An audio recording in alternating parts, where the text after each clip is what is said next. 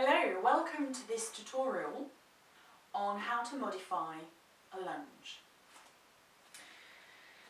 You're more or less at the top of the mat and you're coming into a lunge, taking the front leg back. Let's take the weight onto the left leg, lift the right leg, take it back here. Well, you could be into a low lunge, so releasing the knee to the top of the knee to the floor, but also releasing the top of the foot down, so that you can feel that you can press the shin down more as well as the top of the foot.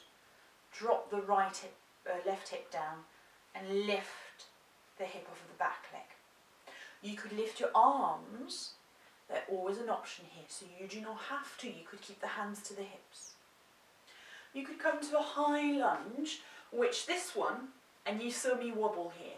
This is a little tight for me. I have wide hips, I need to accommodate for this.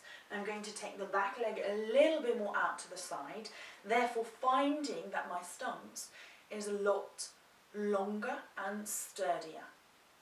I could have the hands down. I could have a slight bend into the knee, or push the foot back, lengthen and lift, keeping the front knee bent to give more of a stretch into the back hip.